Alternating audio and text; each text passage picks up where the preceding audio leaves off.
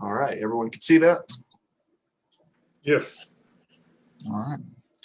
Hard times, that's what 2 Kings 6, the theme of this chapter seems to be. Really, it's miracles, but if you read this chapter, it really just seems to stick out to you. Some pretty hard times happening in the northern kingdom of Israel at this particular point in time.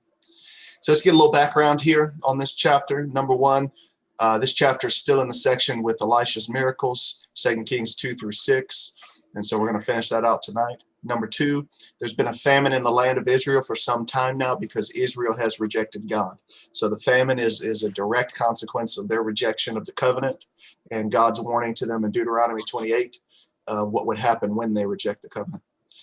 Number three, Elisha is the prophet of the northern kingdom of Israel, just as Elijah was. So one of the key points there is to remember he's prophet to the northern kingdom. We haven't really had much mentioned about the southern kingdom for a while now, if you haven't noticed that. Number four, Israel and Aram, which is north of Israel, have been at war for some time now, and that war continues in this particular chapter. And number five, everything we see now is leading up, as I've said every week, to the eventual judgment and captivity of the northern nation of Israel in 2 Kings 17. So this chapter's got miracles. It has war with Aram, which is Syria. It's got it's a pretty powerful chapter, I would say. Here's the breakdown of this text. Verses 1 through 7, Elisha makes an axe head float. There's only one miracle in this section. Number two, there's the war with Syria. Verses 8 through 23, there are three miracles in this section. Number three, I call this one hungry people. 24 through 29, no miracles are performed in that section. And then number four, you have the faithless king, verses 30 to chapter 7 and verse 2. And the reason why it goes into chapter 7 is because the chapter break isn't very good. So anyways, there are two miracles with a question mark I put there because I'm not really sure if there is two miracles. It's a little bit questionable. So, all right. So this map here, I just haven't shown you a map in a while, but I just want you to understand. Here's Aram up to the north here. Here's the northern kingdom of Israel. Aram's up here, kind of northeast, really. And it's off the map here, but up above there's Damascus. And then what's going to happen is they're going to come down from there. The Aram Ben-Hadad, the king who we saw back in 1 Kings 20 and 1 Kings 22, he's going to come down. He's going to come to Samaria, which is the capital, and he's going to attack them there. And then they're going to go to this place which is called Dothan, and it's not on this map, but if you look where the cursor is, it's right about there, if you can see it. If you can see it there, it's just kind of north of Samaria right there. And that's just to give you a layout of where things are going to go in this chapter. And then I wanted to show you a little bit of a bigger map here. And now I can't remember why I wanted to show you this, but there was a reason why. This is a modern day map, but it has some old things on it as well. If you notice here, here's Israel over here, and that's just enlarged. There's Jerusalem. But then you've got over here Iraq, and this is in the region that's called Mesopotamia. And if you look right here where the cursor is, if you can see that, there's this land called Ur. Does anyone know where Ur was, or who came out of Ur? Was it Abraham? Yes, it was Abraham. And Ur was right here. They say the water used to go up. That's why you have this light section here. The water used to go up further. So Ur was right there on the water. There was a reason I was going to show you this, but I didn't write it down. But either way, I guess it kind of shows you the ancient world, kind of where things were and where things still kind of are. But I'm sure I'll remember why I was going to show you that here as we get going. All right. Let's dig into the text. 2 Kings chapter 6, verses 1 and 2. You have the floating axe head, which is the first miracle. In verses 1 and 2, it says, "Now the sons of the prophets said to Elisha, 'See, the place where we dwell under your charge is too small for us. Let us go to the Jordan, and each of us get there a log, and let us make a place for us to dwell there.' And he answered, 'Go.'" So they request to build a house because there's too many people living in this house. They need a little elbow room. Makes sense. They're going to build a house by the Jordan. Makes sense. And he says, "Yeah, go right ahead." No big deal, right? And then they make a request in verse 3. They say, hey, can you come and join us? 2 Kings 6 and verse 3. Then one of them said, be pleased to go with your servants. And he answered, sure, I will go. So he's going to go with them. And they're going to be happy that they made this request in regard to the miracle that's going to happen. In verses 4 and 5, it says, so he went with them. And when they came to the Jordan, they cut down trees. But as one was felling a log, his axe head fell into the water. And he cried out, alas, my master, it was borrowed. All right, so the axe breaks. Why do you think it matters so much that it was borrowed? What do you guys think? He was going to have to replace it. Yes, he was going to have to replace it. He was going to have to find some way to replace it. And it just so turns out iron was not that easy to come across at this time. It was very expensive. Also, you have to remember this is a time of famine. So every dollar counts. You know what I mean? Mm-hmm. Every dollar counts. So one more point I wanted to make about that. Oh, yes, collateral. So according to Exodus 22, verse 14, when you borrow something, you were required to give collateral. So basically, if he broke the axe, that means he's going to lose whatever he gave in collateral. So who knows what he gave in collateral? He was about to lose something. But on top of that, you have to think this isn't as easy as going to a hardware store and picking up an axe. You know what I mean? Axes are cheap in our time. They're easy to find. They're cheap. You can find really, really good ones. You can find really, really bad ones. You can find some that are fine. So, you just kind of just going back into the ancient times, we can think, okay, every axe matters, I guess you can say. So in verses 6 and 7, it says, then the man of God said, where did it fall? When he showed him the place, he cut off a stick and threw it in there and made the iron float. And he said, take it up. So he reached out his hand and took it. Okay, my science teachers in here. Would an axe head float? What do y'all think? No. No. Uh-oh, I heard something. They say no because it's made of iron. I think it's your audio. I can tell Doug is talking, but I think it's your audio. Can you hear me, Doug? Yeah, I can hear you. Okay. Speak up for me. Say that again. They say no because it's made of iron. More dense than water. Okay, I think I heard you say that iron is more dense than water. Is that what you said? Yep. Okay. Something was up with your audio. You kind of went in and out there. So yeah, iron is more dense than water. Now, one of the things that's always thrown me off is, you guys ever seen those massive battleships that they have? Mm-hmm. And yet those things float on water, right? Right. But an axe head sinks to the bottom. Well, obviously there's some science there, isn't it? There's some engineering, there's some thought put into when they build those tankers. So the reason why is not because the axe head is heavy, it's because the axe head is dense. So, all right, let's keep going. So solve that problem. Seems like a minor problem. Yeah, it's a minor problem, but it was a big problem for him. So he solved this man's problem. So it matters. All right, now we get to a problem that's a little bit bigger, which is a war. Obviously, this involves nations. In 2 Kings 6:8, it says, once when the king of Syria was warring against Israel, he took counsel with his servants, saying, at such and such a place shall be my camp. So he was trying to hide it. The king of Syria, Ben-Hadad, he was trying to hide it. He said, okay, I'm going to make my camp in this particular place. But he didn't want anyone to know that, obviously. You don't want your enemy to know where you are. But in verses 9 and 10, it says, but the man of God sent word to the king of Israel, beware that you do not pass this place, for the Syrians are going down there. And the king of Israel sent to the place about which the man of God told him.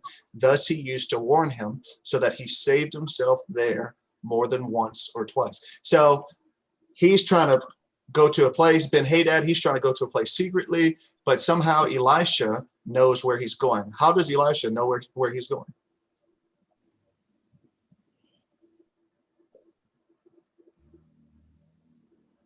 What do y'all think? Revealed by God. Yeah, there you go. Easy.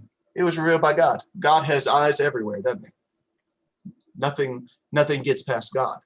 And so Elisha, having had this revealed by God, went ahead and sent the message to the king of Israel.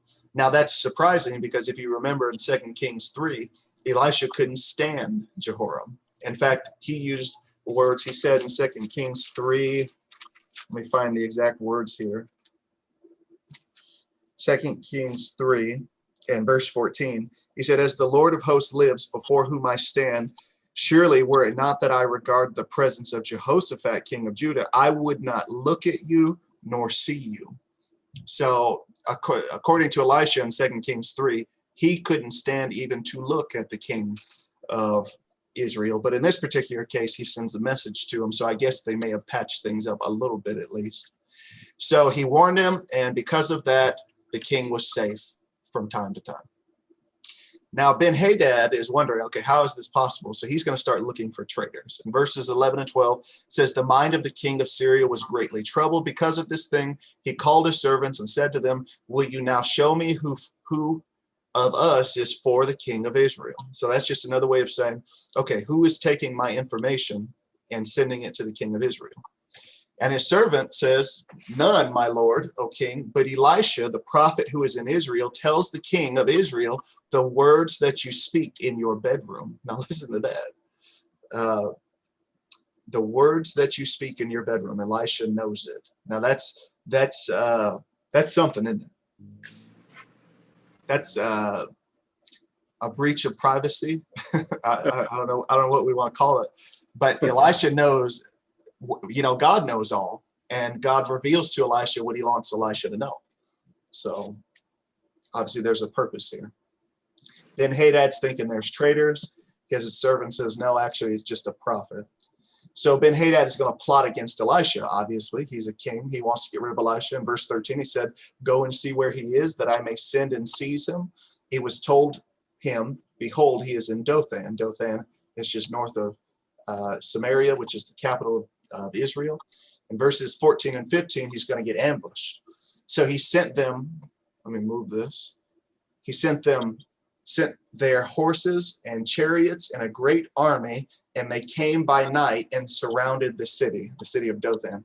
When the servant of the man of God rose early in the morning and went out, behold, an army with horses and chariots were all around the city. And he said, "Alas, my master, what shall we do?" So these men come and they surround the city of Dothan. Must not have been too big of a city, I guess. And he gets up in the morning and he sees it and he says, "What are we going to do?" Now that's a reasonable response, wouldn't you think? Yes.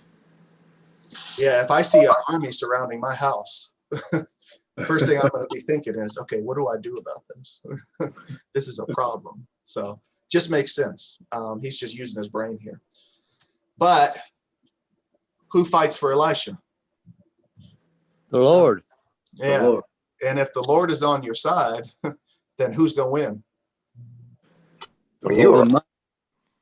Yeah, The you're always minority. going to win. That's just the case. If the Lord is on your side, you have already won the battle. No way that anyone will win against you. In verses 16 and 17, he said, "Do not be afraid, for those who are with us are more than those who are with them." That Elisha prayed and said, "O Lord, please open his eyes that he may see." So the Lord opened the eyes of the young man, and he saw, and behold, the mountain was full of horses and chariots of fire all around Elisha. Can you imagine that scene? Wouldn't that be an amazing scene to look at? Right. So God sent an army to defend Elisha, but not just any army. He sent the army of heaven to defend Elisha. It may be surprising to us that heaven has an army, but it does. We see that in Revelation 12, when there's war in heaven between the devil and his angels, as well as Michael and his angels. You see it here. God has an army, and it seems that this army has ranking. because if you remember, Michael is the archangel. The archangel means the ruling angel. And so this army has its own ranks. It has its own commanders. It has a whole bunch of stuff. Isn't that kind of impressive to think about? Yeah. So interesting. When you start thinking about those types of things, it's interesting. What's also interesting, if you think about this army was right here on earth, but it was unseen. It makes you wonder what is around us that we don't see. If you think, in fact, I've been reading a book lately, I can't remember the name of it, but one of the points he made is that when we think of heaven, we tend to think of heaven as far away, but really heaven is right here, right next to us. And this kind of makes that point. If you think about it, it kind of makes that point that heaven is not far from us, because this is where this army was, and yet it was not seen with human eyes unless without the work of Elisha. So that's one of his miracles as well. Things to think about. Any questions up until this point, by the way? You wonder with that scene here. I wonder what the surrounding hills of Jerusalem would have been on the day of Christ dying on the cross, when he said he could have called 12,000, angels. You think who was there present in a similar situation? Mm-hmm. I bet you all of heaven was looking at that event. I guarantee it. And this is how you know, because they say that every time a sinner repents, there's joy in heaven, right? Mm-hmm. Yes. You got to think all of heaven is looking every time a sinner repents. How much more was heaven looking when Jesus was crucified? Yeah, and even when Stephen was stoned, what they said when he finally died, that he was received in heaven. They were all standing, in honor of him. Mm-hmm. There's a lot more to life than what we see. Oh. And so I know that's hard for us to grasp, but there's a lot more to life than what we see. This scene right here always just kind of gets to me. It always makes me think very hard about things. But anyways, let's keep on going here. Now, Elisha is going to strike the Syrian army with blindness. In verse 18, it says, when the Syrians came down against him, Elisha prayed to the Lord and said, please strike these people with blindness. So he struck them with blindness in accordance with the prayer of Elisha. Now, what's interesting is he's got a whole army by him, but rather than using the army, he says, let's strike them with blindness. He could have had that whole massive army just take their life, couldn't he? He could have said, wipe them off the face of the earth, but he didn't. He said, let's just strike them with blindness. And what's cool is when you keep reading, you realize why. In verses 19 and 20, he confuses them. It says, and Elisha said to them, this is not the way, and this is not the city. Follow me, and I will bring you to the man whom you seek. So they come to Dothan, but he says, no. This isn't the place you need to go. And this isn't the man you need to see. But he was the man that they were coming to see. He says, I'm going to take you to the man and to the city where you need to go. And so he led them to Samaria. And as soon as they entered Samaria, Elisha said, oh Lord, open the eyes of these men that they may see. So the Lord opened their eyes and they saw, and behold, they were in the midst of Samaria. Now, Samaria is the capital city of the northern nation. And basically, he just led them to the slaughter, if you think about it, because they're away from their camp, and now they're sitting right in the heart of their enemy's home. Yeah. They could be slaughtered right now, right? Uh-huh. Be pretty easy. Well, I want you to notice the difference between the king and Elisha and the way that they think. Verses 21 through 23 says, as soon as the king of Israel saw them, he said to Elisha, my father, shall I strike them down? Shall I strike them down? I don't know why he says my father. I tried to figure that out. I couldn't exactly. But either way, he asked the question, you brought him here. You want me to kill him? Well, notice Elisha's answer. It says he answered, you shall not strike them down. Would you strike down those whom you have taken captive with your sword and with your bow? Instead, set bread and water before them that they may eat and drink and go to their master. So he prepared for them a great feast. And when they had eaten and drunk, he sent them away, and they went to their master, and the Syrians did not come again on raids into the land of Israel. So he took the enemies who were there to kill him into the city of Samaria, not to be slaughtered, but to be what? Fed. To be fed. Now, this verse should take us back to, in fact, Paul says, let me pull the verse up, make sure I quote it right. Romans chapter 12.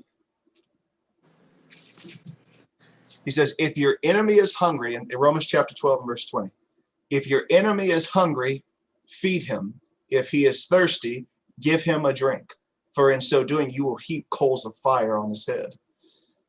So he did exactly what this verse said, right? And how did it end? Yeah. It's Good. go ahead. I'm sorry. No blood was shed. No blood was shed.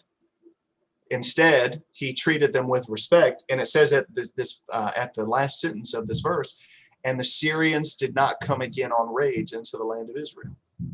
He could have killed, but he chose not to. These men were there to end his life with no mercy, and yet he had mercy on them. Now that's something we need to think about, don't you think? Yes. It's hard to show mercy to people sometimes, isn't it? What did Jesus say? When you're hit on the right side, turn the other cheek. It's hard to do that, though, isn't it, Hubert? Yeah. Because when someone hits you, you want to hit them back, don't you? With everything I can pick up. Yeah, exactly. So, what Jesus said there was very something that we all probably struggle with. All right, that's the end of that section with the Syrians. Anybody have any questions? No. Okay. The next section is what I call hungry people. This section will make your skin crawl. So get ready for this. 2 Kings 6, 24 and 25. After Ben-Hadad, king of Syria, mustered his entire army and went up to and besieged Samaria, and there was a great famine in Samaria as they besieged it, until a donkey's head was sold for 80 shekels of silver and the fourth part of a cab of dove's dung for 5 shekels of silver. Now, this is one of those verses that's easy for you to skip over. So let me help you with this a little bit. Notice there's a great famine in Samaria as they besieged it, which means basically Syria was, what they probably did was they surrounded the city of Samaria so that the people couldn't get out. And they probably ate or killed their livestock, probably destroyed their crops. And so the people had no food to eat. Well, then it tells us, until a donkey's head was sold for 80 shekels of silver and the fourth part of a cab of dove's dung for 5 shekels of silver. So 5 shekels of silver was 1 month's wages for a worker. And that's how much they paid for bird droppings. That's how hungry these people were. Somebody sold a month's worth of their salary, or somebody used a month's worth of their salary to buy bird droppings to eat. Now tell me that's not a famine. Severe beyond what any of us could probably grasp. But on top of that, before that, it says that a donkey's head was sold for 80 shekels of silver. Now 80 shekels, if 5 shekels was a month's worth of wages, 80 shekels is more than a year worth of wages for a donkey's head. And it was a donkey's head. Now, I don't know about any of y'all, but I have never in my life thought that I would ever want to eat a donkey's head. Have you guys?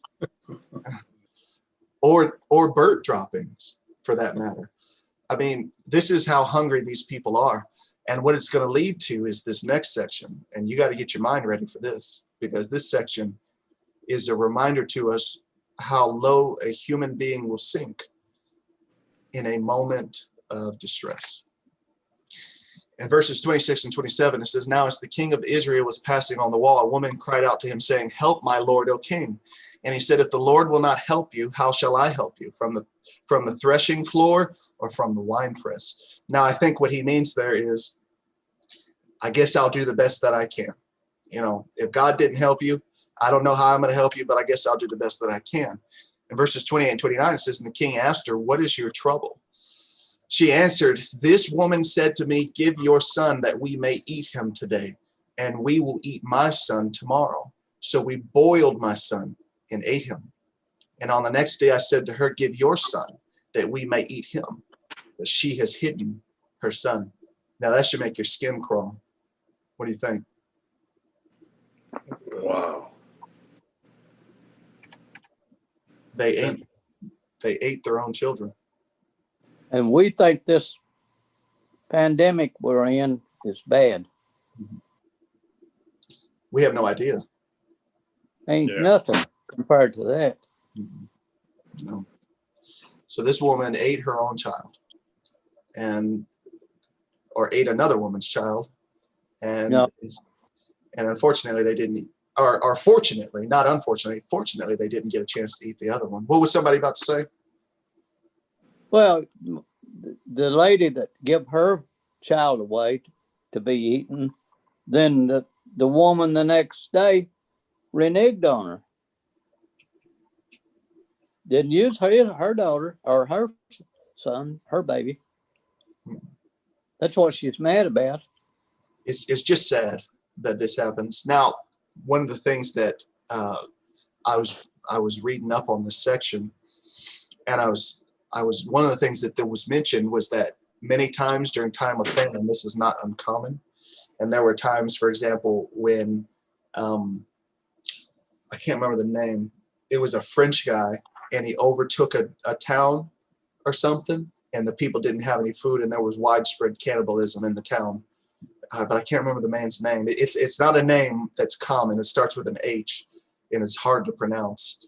But during times like this, people would actually, widespread cannibalism would often happen. So sad, people, I don't know. It's just crazy to me. So, all right, let's keep going. In verses 30 and 31, it says, "When the king heard the words of the woman, he tore his clothes. Now he was passing by on the wall, and the people looked, and behold, he had sackcloth beneath on his body. And he said, May God do so to me, and more also, if the head of Elisha, the son of Shaphat, remains on his shoulders today." So he did what I guess we would expect him to do. The tearing of your clothes was a sign of mourning. He then went about in sackcloth, also a sign of mourning. And then he then makes a vow here, and he blames Elisha. And he says, I'm going to kill Elisha today. He said, may God do the same thing to me that these ladies did to their son if Elisha's head is on his shoulders by the end of this day. Elisha gets the blame. So kind of shows you the character of this king to blame other people. He was the king, right? Right. He should have been doing what he could to feed his people, wouldn't you think? You would think. But even more so than that, who should he have been calling upon? The Lord. And he wasn't doing that, was he? Mm. Is he a descendant of Jezebel? Yes, he's Jezebel's son, Ahab and Jezebel's son. So now Ahab was an idolatrous king. He worshipped Baal very strongly. And then you have his son Jehoram here, who's the king speaking here.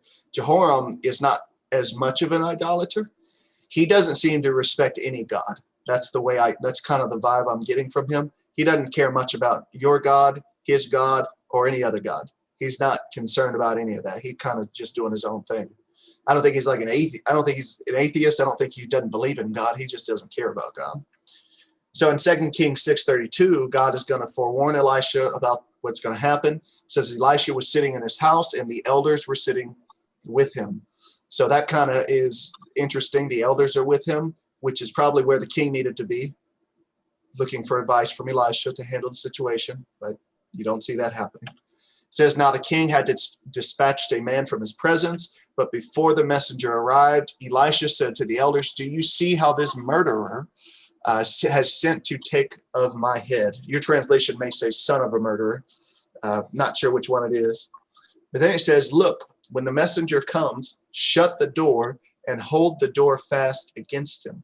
Is not the sound of his master's feet behind him. So God warns them. He says, hey, they're coming to get you. His messenger is going to get there first. And so Elisha says, well, go ahead and don't let him in. Make sure he can't get in. So Elisha's getting kind of prepared for this situation here. In verse 33, you have the king kind of show his true colors here. He's a pretty faithless king. It says, and while he was still speaking with them, the messenger came down to him and said, this trouble is from the Lord. Why should I wait for the Lord any longer? So this is the message that Jehoram sent to Elisha for his messenger to hear. And who is he blaming? Elisha. But who is he really blaming? Blaming the Lord. Yeah, he says this trouble's from the Lord. I'm not waiting for him any longer. But if he knew the covenant, see, if he were a king that actually respected the covenant, he would know that God promised in Deuteronomy 28 to bless them with more than they could ever handle if they would keep the covenant. But inasmuch as they failed to keep the covenant, he would take away. If he were a king who actually respected his God, then he would not only be doing right by himself and by God, but by the people that he is supposed to have charge over. But he's done none of those things. So who really is to blame here? The king. Yeah. If he had been paying attention, if he had done what he was supposed to do as a king, then guess what? None of this would have happened. But it was because he failed that things got to this dire situation. And because God forewarned, he told them in Deuteronomy 28, if they do not keep the covenant, what would happen? But he also told them, if you keep the covenant, I will give you more than you can ever stand to have. So the king is faithless. This is as faithless of a king as there's ever been. Not the kind of leadership that anyone needs. What do you think? No. Mm-mm. No, we won't. Isn't it kind of odd that he was with the elders of the city instead of the sons of the prophet? Well, I don't know where the sons of the prophets were, but the elders of the city obviously respect him because they're with him. But Jehoram, how many times have we seen Jehoram go and get advice on purpose from Elisha? How many times? Over and over. No, well, not a single time. Not a single time. He hasn't gone a single time to get advice from him. The elders go and get advice from him because they understand who he is. But Jehoram, he's doing his own thing. He doesn't want. It seems like he doesn't even want Elisha to, participate. He just wants to do his own thing unhindered. And that really is what people do when they reject God. The reason why. Go ahead, Margie. He doesn't believe.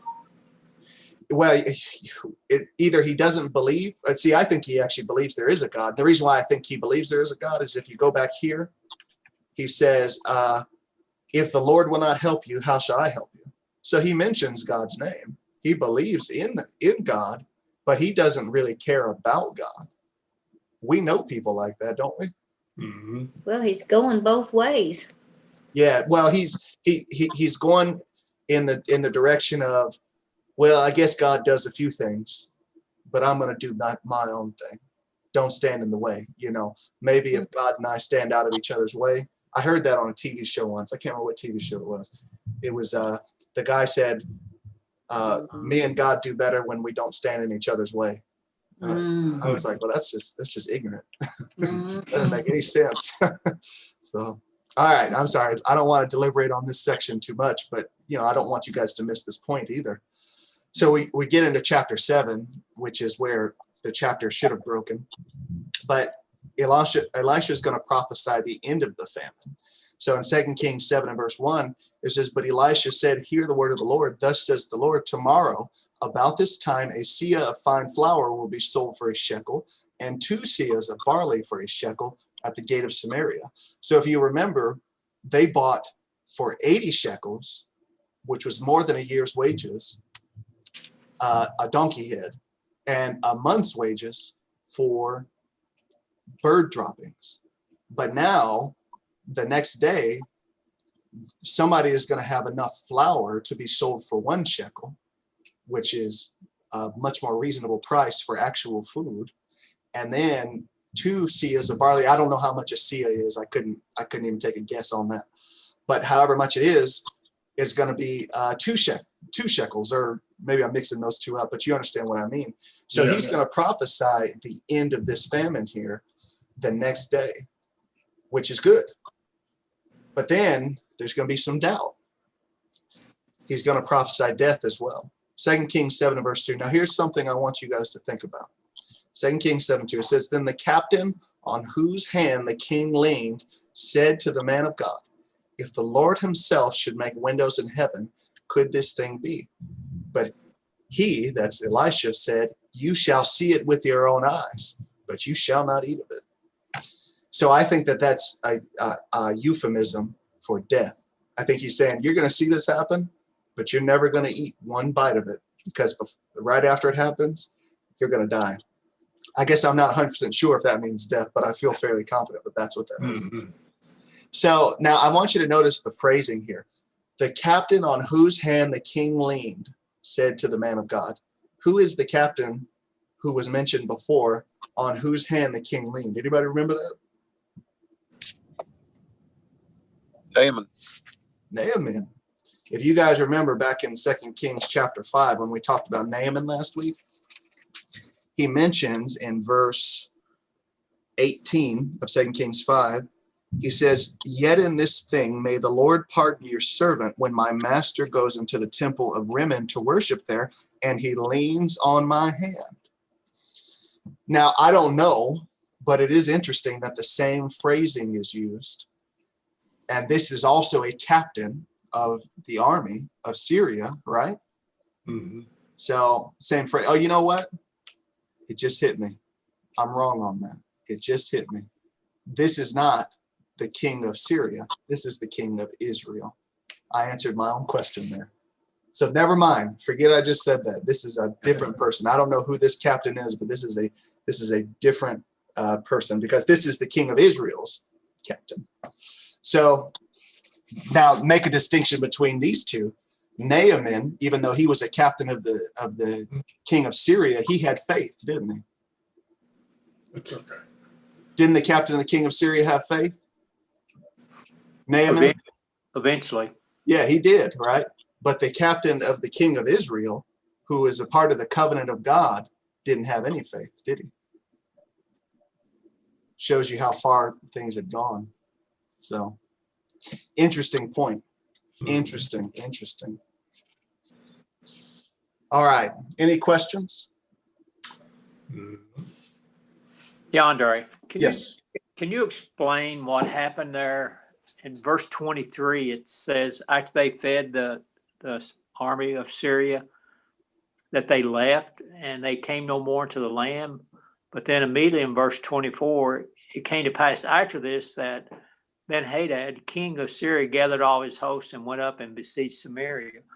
So what's going? I don't understand how those tie together. Yeah. So what I think this is a reference to a certain group of the Syrians that he sent in. So what a lot of people referred to them as, but when I was reading in this section, a lot of the people referred to them as a special group of raiders who were sent in just for that specific purpose.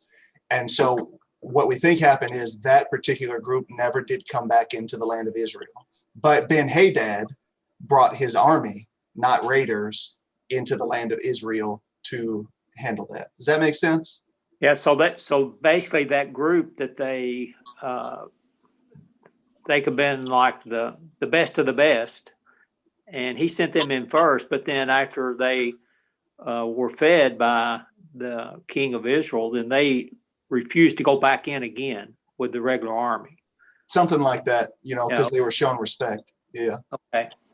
Now, the other thing, if you notice in verse 21, whenever, that Elijah brought the army of Samaria in, they were blinded. And then the king of Israel actually asked, says, and the king of Israel said unto Elisha, when he saw them, my father, shall I smite them? He asked Elijah, and then Elijah said, no, feed them.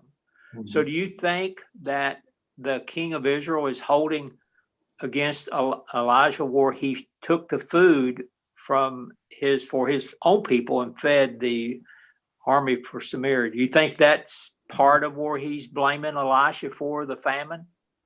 That's a good point. I hadn't considered that.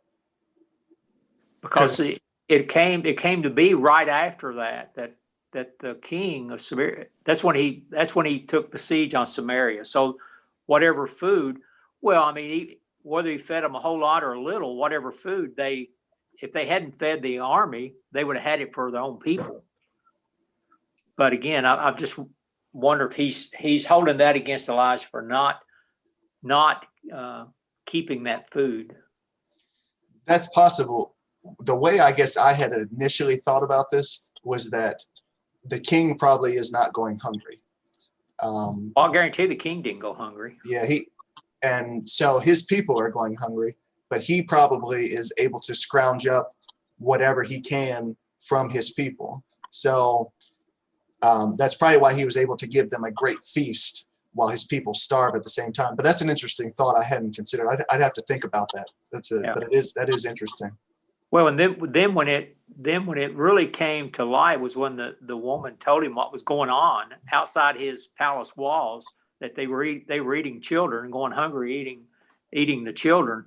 That's when it really hit home to him that, as bad as he was, that had to hit a personal low for him to see that even his own people are eating their own kids. Mm-hmm. And that might even be a sign to us that, kind of like today, our politicians don't understand what the average person goes through. And in this particular case, it sounds like he wasn't grasping the gravity of the situation until that particular thing happened. And of course, I don't know of any of our own politicians. I'm not trying to make too big of a point here. I don't know of any of our own politicians who go hungry, but I know there are many people who do go hungry. Yeah, amongst us. So they may not grasp the gravity of the situation or even how to handle the situation because they're so far removed from the situation. So in this case, that's what it sounds like. It sounds like he doesn't even, it took a child being eaten. So it's pretty serious. Yeah, if one was doing it, if those two ladies were doing it, they were probably more than them doing it. Mm-hmm. No kidding. No kidding. Good points. Any other thoughts, questions, clarifications? Okay. What time we got? About on time. All right. Well, I guess that's it. I hope you all have a very good Christmas and enjoy yourselves. And by the way, I will not be preaching this Sunday. Lane is going to be preaching for me. I had one more week of vacation left, so I decided to do a Wednesday to Wednesday. But I'll be here next Wednesday as well, but I won't be preaching on Sunday. So, but otherwise, if you have any questions or comments, you can stick around. If not, you all have a good night. While everybody's there, I contacted Doug today, and he's out of town tonight, I think. I think they left for mountains. Yeah, we're on our way. Oh, okay. Yeah, But anyway, we're going to have a Zoom meeting on Monday or Tuesday. Doug, do you figure it out yet? Just said whichever day works best for everybody else. We'll set something up. Okay. Well, we ought to do some planning for next year. We don't know how far we can go, but we ought to be ready to do something. Hubert, is this a men's meeting or is this just Yeah, everybody? yeah. Okay, It's a so, man. it's the usual people then. Okay. Yeah, Hubert and I talked about it. Doug, if you can set it up for Monday night, that would work, 6 o'clock or something other like that. I think That's that fine would with probably me. work. And, shouldn't take us, that long, but just do some planning to looking ahead to 21. Hopefully, in the next several months, the vaccination will start really taking effect, and we'll have some other opportunities that we can do, and just talk in general about some things. So we just, as Hubert says, just trying to look ahead. Okay. Sounds good to me. Yeah, and everybody have a Merry Christmas. And again, everybody be safe. Wear your mask. Be safe. Amen. Yeah. Merry Yep. Christmas. Merry Christmas. Merry Christmas. See y'all about Monday. All right, Hubert. Okay.